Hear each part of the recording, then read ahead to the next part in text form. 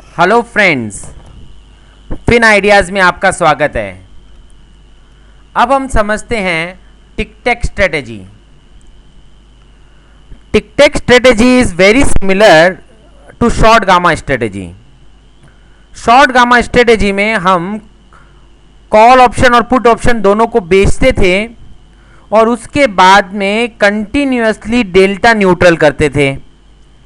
और delta neutral करने के लिए यदि मार्केट ऊपर जाता था तो हम फ्यूचर को बाई करते थे, और यदि मार्केट नीचे जाता था तो क्योंकि हम मार्केट के नीचे जाने पे डेल्टा लॉन्ग हो जाते थे, इसलिए हम फ्यूचर को सेल करते थे। और इस तरह से करके हम कंटिन्यूअसली अपने डेल्टा को न्यूट्रल रखते थे ताकि टाइम का पैसा बन सके। नाउ टिक-टेक स्ट्रेटेजी भी उसी तरह से हाई रिस्क और हाई गेन मेकिंग स्ट्रेटेजी है। यहाँ पर ट्रेड्स डेल्टा न्यूट्रल की कंपैरिजन में सिस्टमेटिक ट्रेड्स गिरते हैं, मतलब प्राइस को देख करके ट्रेड गिरते हैं। शॉर्ट गामा स्ट्रेटेजी में हम डेल्टा को देख करके ट्रेड मारते थे कि जैसे डेल्टा आउट हुए डेल्टा न्यूट्रल करो, और टिक-टेक स्ट्रेटेजी में हम प्राइस को, स्पॉट प्राइस को देख करके ट्रेड गिराते हैं। यहां पर प्राइस को देख के ट्रेड गिराने के कारण टाइम का पैसा भी हमें प्रॉफिट के रूप में मिलता है, और यदि मार्केट में हेवी मूवमेंट आ जाए तो मूवमेंट के कारण भी हम पैसा बनाते हैं। शॉर्ट गामा स्ट्रेटेजी में नॉर्मली टाइम के कारण ही हम पैसा बनाते थे, पर मूवमेंट में हम लॉस करते थे। पर यहां पर क्योंकि आप मूवमेंट में भी पैसा बनाते हो तो ये आपको कुछ एक्स्ट्रा एडवांटेज दे रहा है, तो उसके कारण आपका रिस्क भी बढ़ता है।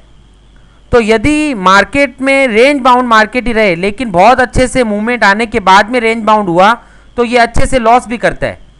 तो इसका मतलब अगर आप शॉर्ट गामा की कंपैरिजन में टिक-टेक को कंपेयर करोगे तो मैं ये कहूँगा कि tic tac is a more risky as well as more profit making strategy. तो जिन लोगों को हाई रिस्क हाई गेन में काम करना हो उनके लिए ये स्ट्रेटेजी काम कर सकती है। और ये स्ट्रेटेजी के अंदर में dependency of checking greeks online and tracking volatility is very less, मतलब आपको वॉलेटिलिटीज़ को, डेल्टा, गामा, वेगा, थीटा को बार बार ट्रैक करने की ज़रूरत यहाँ पर नहीं पड़ती है। तो अब समझते हैं कि इसको ट्रेड करते कैसे हैं। मान लीजिए निफ्टी चल रहा है 7500, 7500 का कॉल चल रहा है 150, और 7500 का पुट भी चलता है 150 मान लीजिए, तो दोनों का स्ट्रेडल का वैल्यू हो गया 300। अब आपने 10 लॉट्स कॉल के सेल कर दिए और 10 लॉट्स पुट के सेल कर दिए। टिक-टेक स्ट्रेटेजी मिनिमम इतनी क्वांटिटी से आपको करनी पड़ेगी, और नहीं तो फिर आपको इक्विटी से डेल्टा न्यूट्रल करना पड़ेगा। मतलब अगर मान लीजिए ये आपने निफ्टी में नहीं किया होता, रिलायंस में किया होता, और रिलायंस का जो प्राइस है सपोज वो 1100 चल रहा है, तो आपने यदि 1100 का कॉल सेल किया होता और 1100 का पुट भी सेल किया होता, मान लीजिए वो चल रहे होते 50 रुपीज़, तो आपको टोटल 100 रुपीज़ मिल जाता।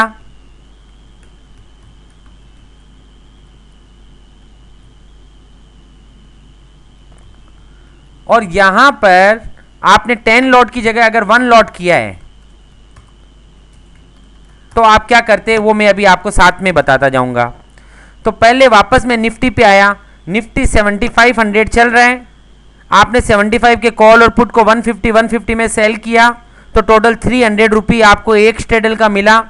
तो आपका अपर ब्रेक इवन बन गया 7800, लोअर ब्रेक इवन बन गया 7200। इसका मतलब 7800 के ऊपर गया market, then you are going to lose money in this trade, और 7200 के नीचे गया यदि निफ्टी तो आपको लॉस होगा।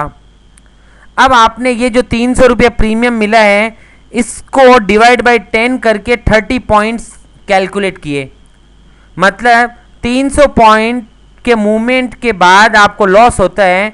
आपने इसको 10 से डिवाइड करके हर 30 पॉइंट के मूवमेंट में एक एक लॉट में ट्रेड करने का डिसीजन लिया। मतलब पहले आपने ये 10 लॉट कॉल पुट तो बेच दिए हैं। अब जैसे ही मार्केट 7500 से 7530 गया, then you buy 1 lot of future.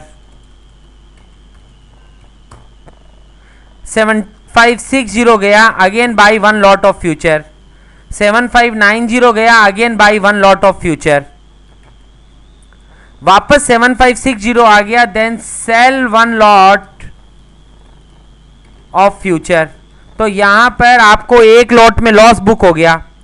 7590 में आपने जो फ्यूचर बाई किया था वो 7560 में बिक गया, तो 30 पॉइंट्स इंटू 1 लॉट आपका लॉस हो गया।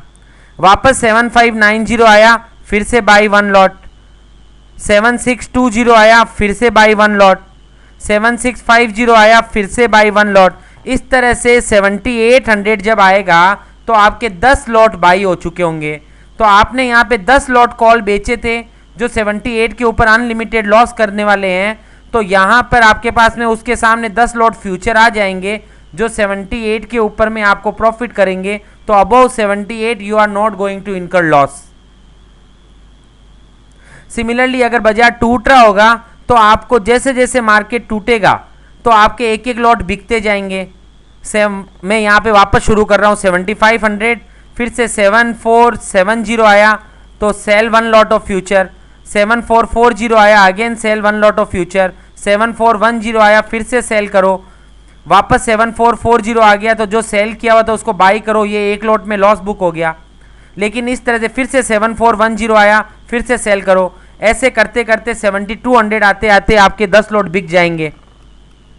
तो उसके बाद जो पुट आपके 10 लॉट लॉस करने वाले हैं 7200 के नीचे, तो ये फ्यूचर जो सेल हुए होंगे उसके सामने 10 लॉट वो आपके अकाउंट में प्रॉफिट करना शुरू कर देंगे। तो सिंपली हम यहां पर कर डेल्टा न्यूट्रल ही रहे हैं। डेल्टा न्यूट्रल भी यही करवाता है, जैसे जैसे मार्केट ऊपर जाता है तो हमको इक्विटी बाई करवाता है। तो यहां पर भी जैसे जैसे मार्केट ऊपर जा रहा है आप इक्विटी या फ्यूचर बाई कर रहे हो, और जैसे जैसे मार्केट नीचे जाता है डेल्टा हमको फ्यूचर शॉर्ट करवाता है। तो यहां पे भी आप फ्यूचर शॉर्ट कर रहे हो, लेकिन यहां पर आप डेल्टा को देख के नहीं कर रहे हो, प्रीमियम को देख के कर रहे हो। तो हर 30 पॉइंट के टिक पे आप एक ट्रेड मारते हो। तो every tick of 30 points you are making trade, that is why the name of this strategy is called tick take strategy. अगर आपने यही ट्रेड रिलायंस में किया होता तो आप रिलायंस का एक कॉल बेचे और एक लॉट पुट बेचे तो आपको 100 रुपया प्रीमियम मिला। अब मान लीजिए कि रिलायंस का जो लॉट साइज है वो 300 शेयर है, मान लीजिए।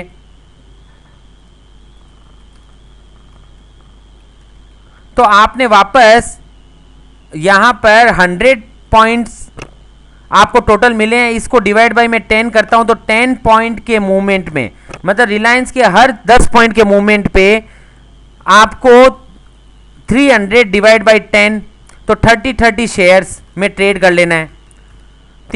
हर 10 पॉइंट बढ़े तो 30 शेयर्स बाई करो, और 10 पॉइंट घटे तो 30 शेयर्स बेचो।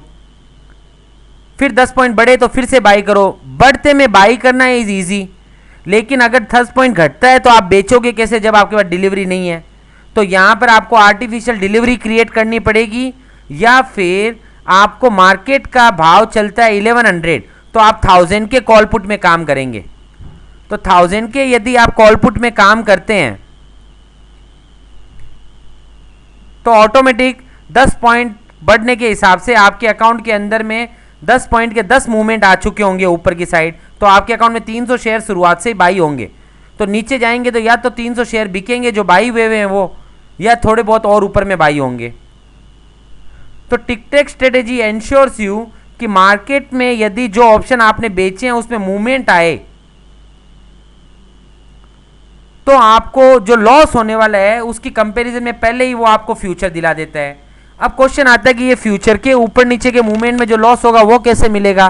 तो आपको यहाँ पे एक लॉट के अंदर में 30 पॉइंट का लॉस हो रहा है, जबकि आप यहाँ पर 10 लॉट के अंदर में टाइम का पैसा कमाने वाले हो। अगर 2 बार निफ्टी का 3 बार 30 पॉइंट्स का मूवमेंट आ गया दिन में, तो उसके बाद में तो 30 पॉइंट्स इंटू 1 लॉट तो 90 पॉइंट्स का लॉस हो गया। और एक ही दिन के अंदर में अगर 9 रुपया ये जोड़ी टूट गई, 300 रुपए की जोड़ी 291 हो गई, तो 9 पॉइंट इंटू 10 लॉट्स तो 90 पॉइंट्स आपको वापस मिल गए। तो ये ऊपर नीचे के मूवमेंट के अंदर में आप बाई सेल करते हो, वो जो लॉस है वो टाइम के साथ साथ आपको वापस प्रॉफिट में कन्वर्ट होता है।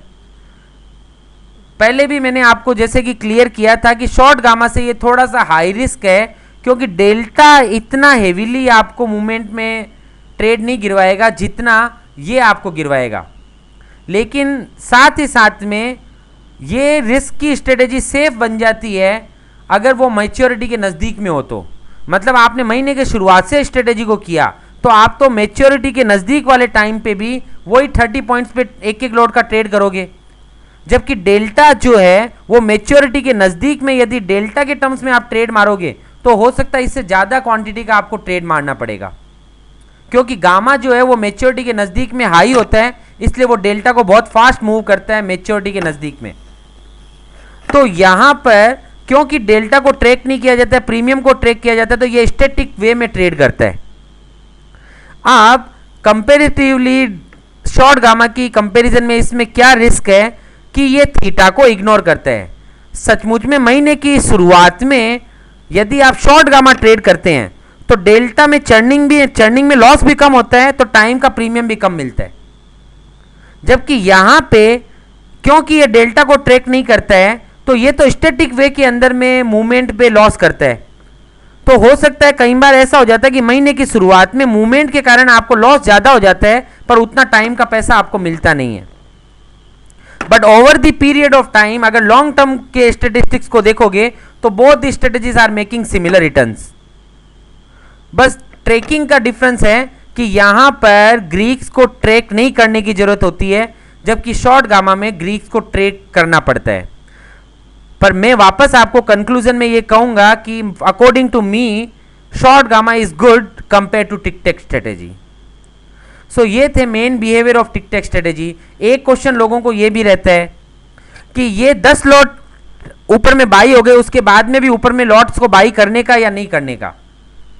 तो नॉर्मली 10 लॉट अगर आपके बाई हो जाए तो उसके बाद आपको बाई करना बंद कर देना चाहिए, क्योंकि आपको जितना रिस्क आ रहा है इन 10 लॉट्स में उतना आपका कवर हो गया है। तो अब उसके बाद मार्केट यदि ऊपर जाए तो उसको जाने दो, आपको ओवरऑल प्रॉफिट हो जाएगा, क्योंकि आपका जो एवरेज होगा आपने पहला फ्यूचर 7500 के पास से शुरू किया होगा और 10वां फ्यूचर 78 में लिया होगा, तो आपके पास में जो एवरेज फ्यूचर की कॉस्टिंग आई होगी वो 7650 आई होगी, और प्लस लॉसेस को भी आप कंसीडर करोगे तो 7650 की जगह 7700 तक का मान लीजिए, पर आपको लॉस तो 7800 के ऊपर होने वाला है ये ऑप्शंस में। तो वो जो 100 पॉइंट है वो डिफरेंस के आपको प्रॉफिट के अंदर में ऑलरेडी आपको प्रॉफिट मिल रहा होगा। तो इसका मतलब 10 लॉट्स आपके जैसे ही आ जाएं, जितना आपने कॉल शॉर्ट किए उतने फ्यूचर्स आपके हाथ में आ जाएं, तो उसके बाद में आपको नए फ्यूचर लॉजिकली नहीं लेने चाहिए। तो ये था risk return profile and how to make tick take strategy. Thank you.